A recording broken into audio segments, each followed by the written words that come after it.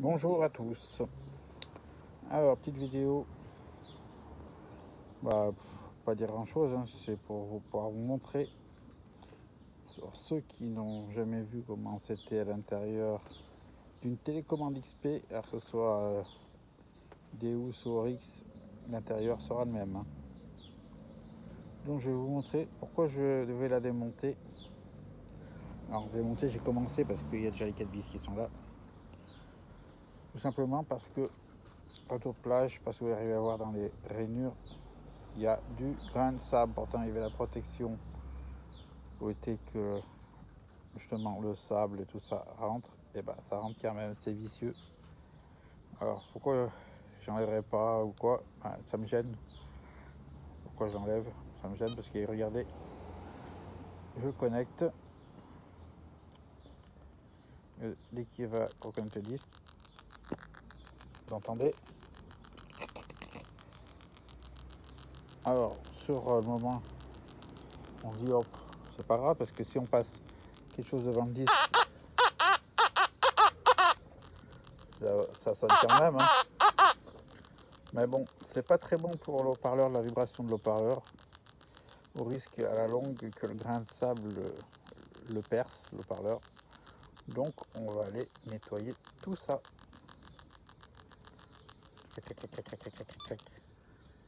Ça s'entend moins bien sur le fast. Mais bon, allez, on va arrêter les dégâts. Donc une fois qu'on a enlevé les vis, tout doucement on tire là-dessus. Hop, c'est tombé. Et on a, hop, d'un côté là, l'haut-parleur qui m'intéresse. Là vous avez la carte mère. Là vous avez le premier joint de côté, le deuxième joint. Et hop, ici l'écran. Là il n'y a que dalle. La maps qui va à vos contacteurs. Donc ça, on va pas y toucher. On va les remettre tranquille. Pas le moment de créer une panne. Donc pour ceux qui ont un écran par exemple à changer, vous voyez qu'ici ça tient par une map qu'on décroche pour pouvoir débrancher l'écran, qui l'écran est lui-même collé. Alors bon courage à ceux qui devraient changer un écran pour le coller, quoique j'ai déjà changé l'écran sur la télécommande du Deus. C'était une télécommande première génération. C'était pas une map qui était comme ça.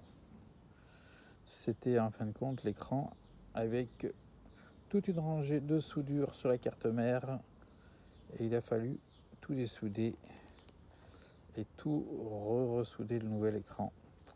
Maintenant, ils ont dû se rendre compte de l'ânerie qu'ils avaient fait au départ. Du coup, ils ont fait ce système de map. C'est pas plus mal, mais bon.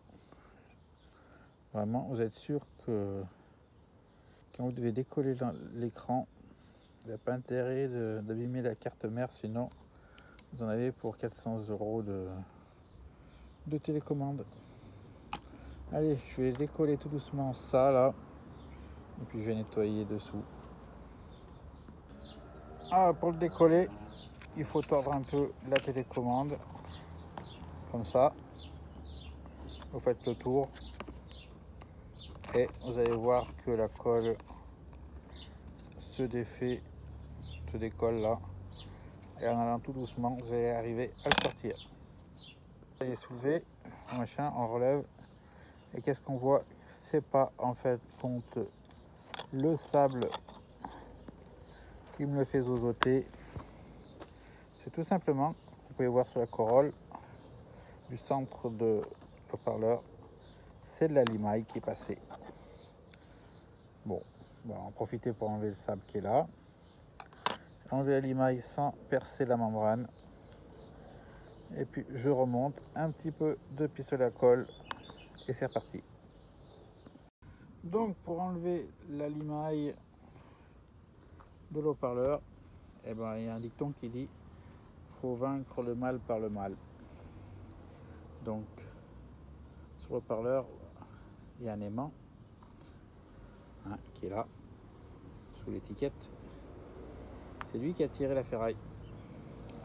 Donc ce que je vais faire, je prends cet aimant qui est plus puissant et je vais le rapprocher de l'haut-parleur. Ça évite de frotter la membrane pour attirer la saleté d'ici sur l'autre aimant. Donc comme on peut voir, l'émail a été enlevé. Alors j'étais un peu trop près de l'haut-parleur, ça fait que l'haut-parleur s'est collé à l'aimant et je me suis un peu galéré à le ressortir parce qu'on dirait pas il est tout petit. Oh là, faut pas recommencer les conneries. Je dirais pas il est tout petit, mais il est costaud. Voilà, ça y est. Il est assez costaud pour en fait endommager beaucoup de choses. Ouais. Si je le colle là, vous allez entendre vite fait. Vous avez entendu comme il a claqué. Maintenant, je vous mets au défi d'arriver à le sortir de 2 doigts de la pince. Bref, je remonte tout ça, je le recolle et je range la télécommande. Alors vous allez me dire peut-être que je vous prends peut-être pour les imbéciles, mais vaut mieux prévenir que guérir. Quand vous démontez, vous faites bien attention de bien mettre les 2 ressorts de contact à droite quand vous avez la télécommande comme ça, car les 2 ressorts viennent sur ces 2 plots. Malheur de les mettre dans l'autre sens, vous allez retrouver avec les ressorts ici et il se peut que vous ayez des surprises à l'allumage. Ce que je veux dire, c'est-à-dire au moins pire, vous n'avez pas de son, et au pire, les 2 ressorts font un contact là sur les composants, puis votre télécommande elle fume. Voilà. Allez, on attend 3 minutes, même pas que ça soit super dur, et puis je remonte tout ça. Alors pour le remontage, on remet le capot caoutchouc du haut de la télécommande et les 2 joints qui rentrent avec des petits tétons dans l'horlogement qui ressemble à ça. Et après on remet le couvercle et c'est là où c'est le jeu, c'est que des fois ça se remonte bien et des fois on pinaille parce que ces petits machins là, ces 2 machins ont tendance à ressortir. Remonter, on s'assure bien que le joint soit bien rentré de partout comme il faut. Voilà. Et puis après il ne reste plus qu'à l'éclairer pour voir si l'haut-parleur fonctionne. Tut, ça marche. On pose.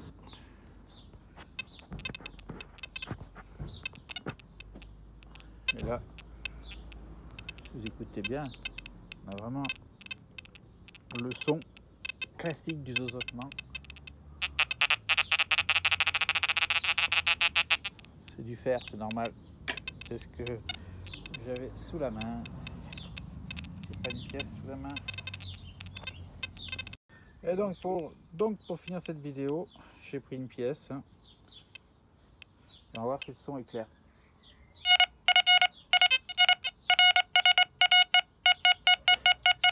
Très clair. Réparation convaincante pour moi. Allez, ciao.